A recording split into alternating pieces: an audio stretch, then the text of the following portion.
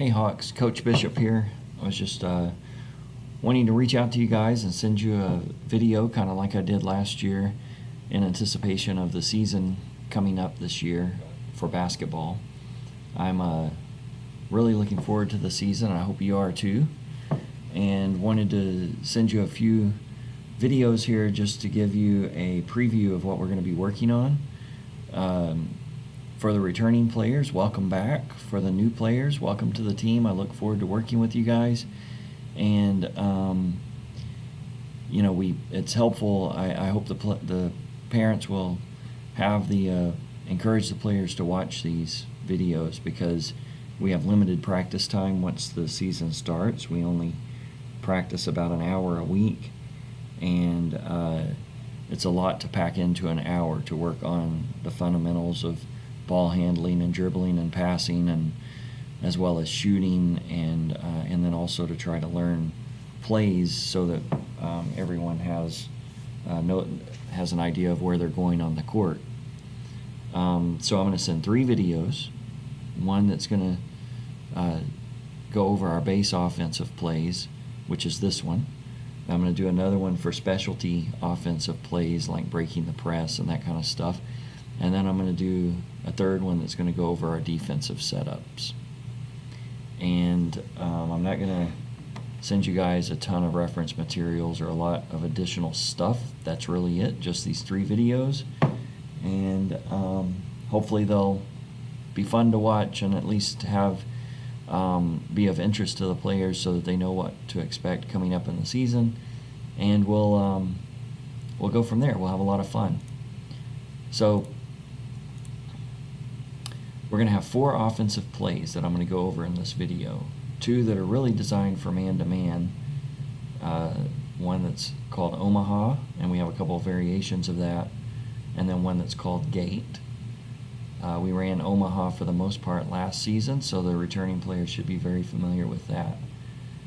We also have 2 plays that we're going to do that are primarily designed to run against a zone. They're called Overload and Pop, and I'm going to show those here too. All of the 4 plays are pretty simple once you learn how to set up and where to go in the play. It shouldn't be hard to remember or to pick up. While these are shown as primarily like Omaha and Gate, primarily for man-to-man, we may actually run them against a zone and vice versa. So we don't have to do them against the defenses that they're really designed for. We're also going to have specialty plays again that I'm going to address in a different video. There's how we're going to break the press, how we're going to inbound pass from our own baseline from under the goal. And we have a couple of special setups that we may deploy during the games, depending on how the opponent's playing us. And it's not going to be part of our base offense, so we're not going to work a whole lot on them, but I want the players to have some familiarity with them. We did use high top and flat top last season a little bit, and we're going to learn a couple of others this season. And now we've got our defense that I'm going to send a 3rd video that will go over this. For a half court, we're going to do man-to-man, as well as a 2-1-2 or 2-3 zone that we're going to call Wichita. And then when we're playing full court defense, we're going to do a safety press, which is really where we're playing full court man-to-man, except for one of our players is going to be a safety. And then we're going to learn a zone press. So let's get into our base offense, and let me show you what we're going to do here. Our first play is Omaha, and for the returning players, they know this one well. It's very simple. It's just a give and go or pass and cut to the goal. So every time you pass the ball, you're going to cut to the goal. So it's going to look like this. Now I'm going to show most of these plays coming to this side of the court from 1 to 2, but the exact reverse will happen if it comes to the other side. So 3 and 5 can watch what 2 and 4 do, and in the event that the ball comes to their side, they do exactly the same thing. So here we go. 1 passes to 2. He's going to cut to the goal looking for a pass from 2, and 2 is hopefully able to get the ball right back to him for an open shot right there. If he can't get the ball to him, He's going to exit out the opposite side from where he passed it to. So he passed it to this direction. He's going to exit out to the opposite corner. 5 and 3 just rotate up. 2 can pass the ball back up to 3. If he passes it back up to the top, he's going to then cut to the goal, looking for a pass from 3.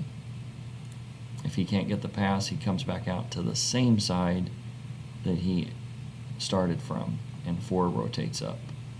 And then we're ready to run it again from here. So 3 can pass it to 4 and cut to the goal just like 1 did. Now, one thing I want to emphasize on this is I'm adding a defender here.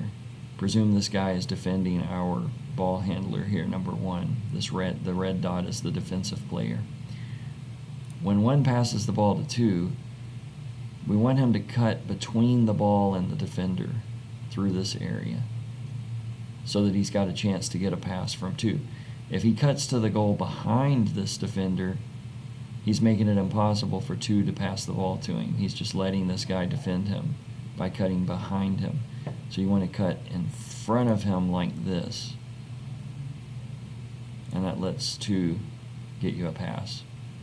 Now again, if 2, for some reason, if some other defender comes and picks you up and he can't get the ball to you, you exit out to the opposite side, and 3 and 5 rotate around as we talked about before.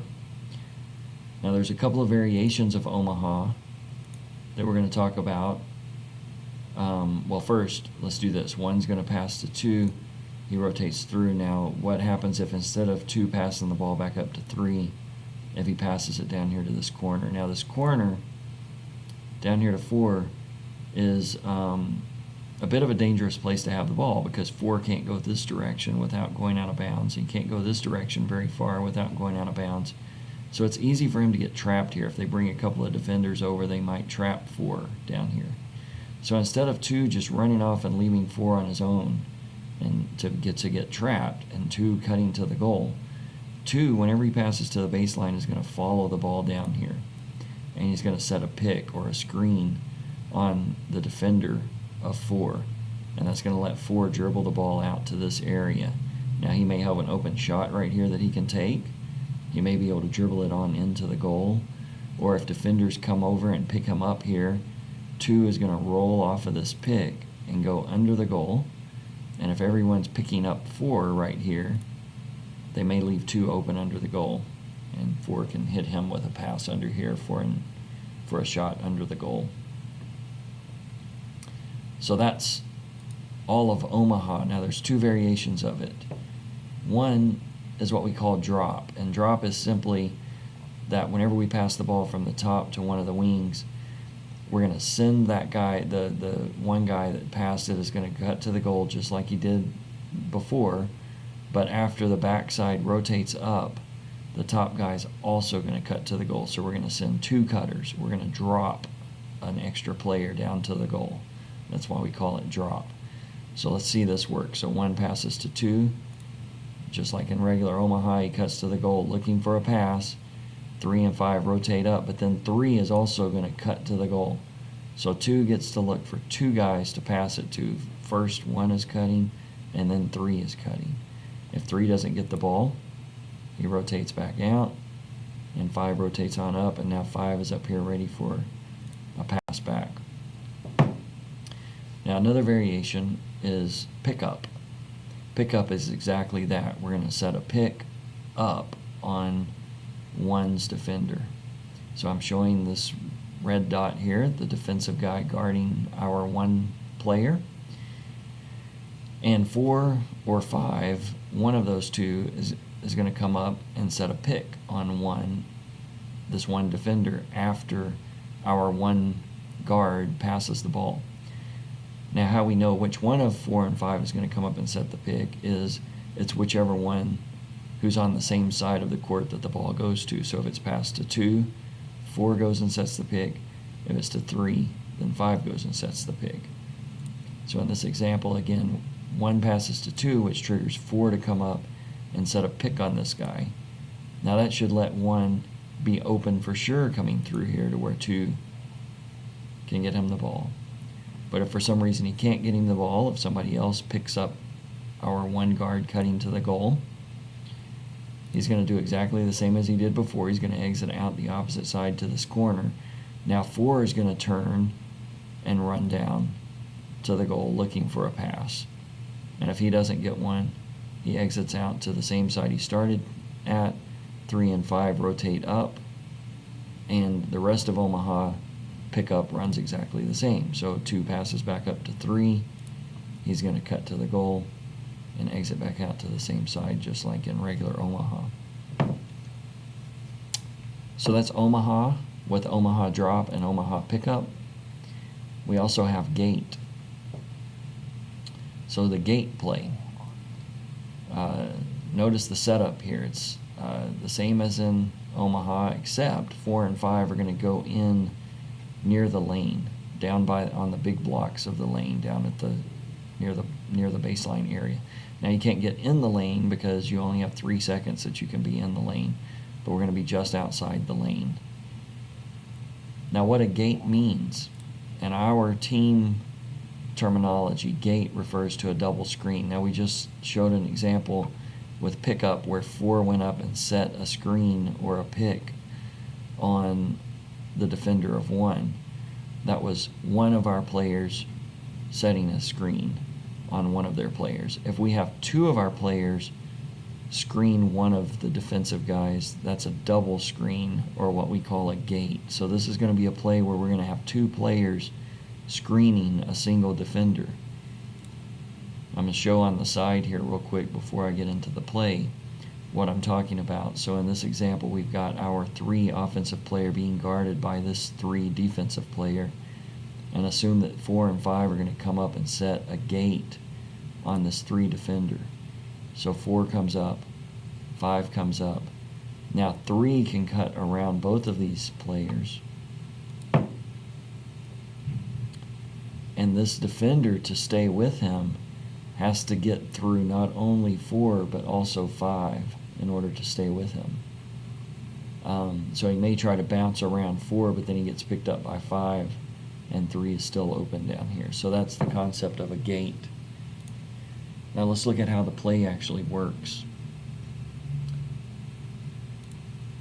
I'm showing a couple of defenders in this example, one on 3 and one on 5, because we're going to run the play to this side of the court. Now what we think about first is, if the ball goes, whichever side the ball goes to, the players on that side are going to go to the opposite side. And the players on the opposite side, from wherever the ball goes initially, are the ones that are going to be cutting, looking to get the ball for an open shot. So in this example, we're going to pass the ball to 2. That means 5 and 3 on the opposite side are going to be the ones that are going to be looking for a shot coming open around our gates. So since the ball comes to this side, 1's going to run to the opposite side of the free throw line here. 4, because the ball came to his side of the court, is going to clear out. Now look right here, 2 is on this side of the court all by himself. If they're playing man-to-man defense on us, all the defenders have probably gone to this side of the court, and 2 can try to take his player one-on-one, see if he can get a shot or take it to the goal.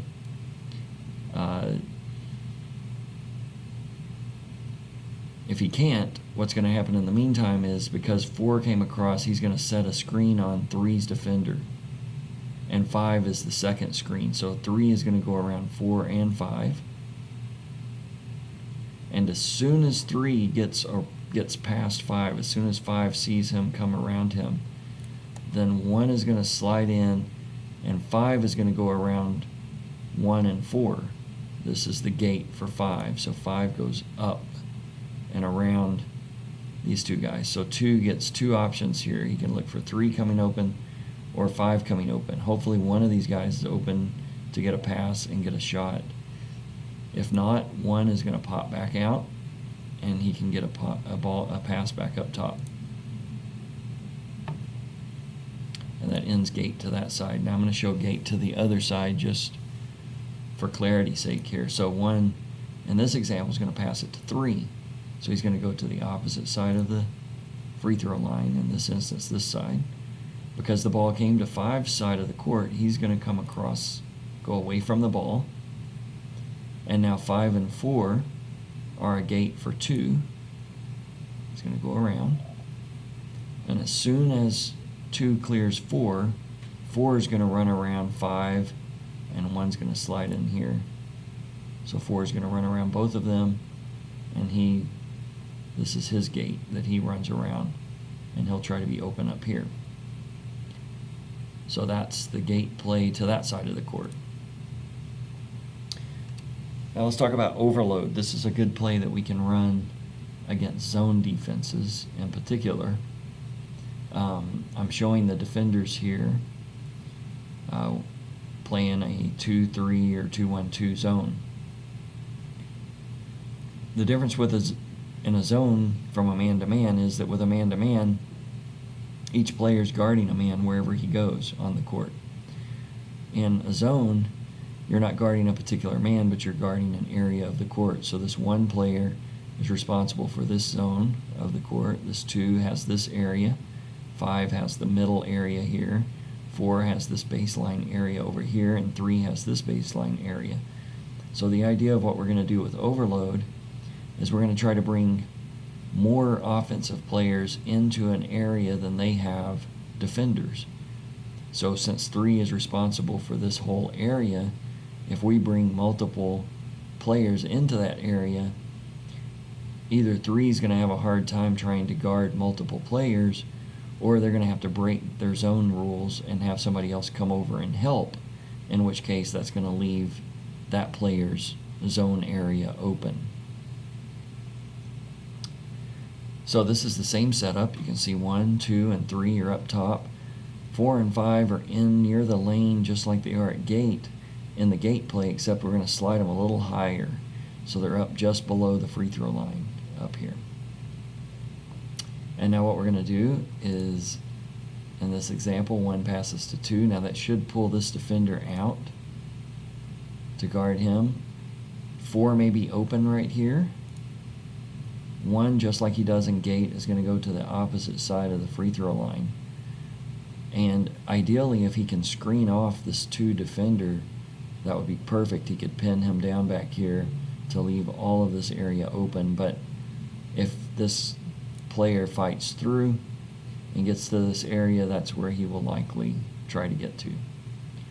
Now, if 4 is open right here, we can get him the ball. If not, he's going to slide down and post up on this 3 player. We're going to talk about how to post up this year, but you put your butt and your back right against this defender, facing the ball, looking to get a pass from here.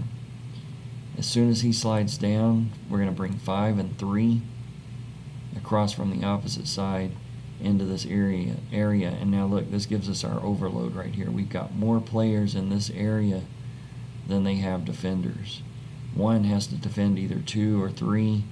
3 has to pick up both 5 and 4. If 5 slides over here to help, then 1 can drop down in here in the middle, and we might get a pass right over to him for an open shot. So that's overload. Now let's talk about pop. Pop is a play that I think is really going to work well for us. I'm excited about this play. It should get us open jump shots that are makeable in this area or this area. And 2 and 3 are the players that are going to get the jump shots in this play. So again, I'm showing the defense, I'm showing the zone defense here, and we're going to start out just like we do in gate. So 5 and 4 are back down low, except the difference is going to be we're going to drop 2 and 3 from the wings down behind 4 and 5. So this is how we're going to start for our pop play. Now in this example, assume that 1 has dribbled the ball to this side of the court, and so that's caused this 1 defender to come up and pick him up. What we're going to do is we're going to have 4, since the ball is on his side of the court, is going to come up and screen or set a pick on this 1 player. And 5, who's on the opposite side, is going to come across and post up on this 3 player, this 3 defender. And then 2 is going to pop up to here, and we get a pass right there. It should be a catch and shoot. You should be open right there to catch and get a shot, because 5 is blocking off 3, 4 is screening off 1, and 5 shouldn't have time to get out here to defend you. But after the pass comes to here, 4 is going to roll off that screen toward the middle to go be ready to rebound 2's shot. And if for some reason 5 does go running really fast out here and is able to pick him up, 2 can drop the ball off through a little bounce pass or something to 4 for an open shot right there. So I'm going to show pop to the other side now. In this example, 1 has brought the ball up on this side of the court. The 2 defender has come out to guard him, which that means that triggers 5 to come up.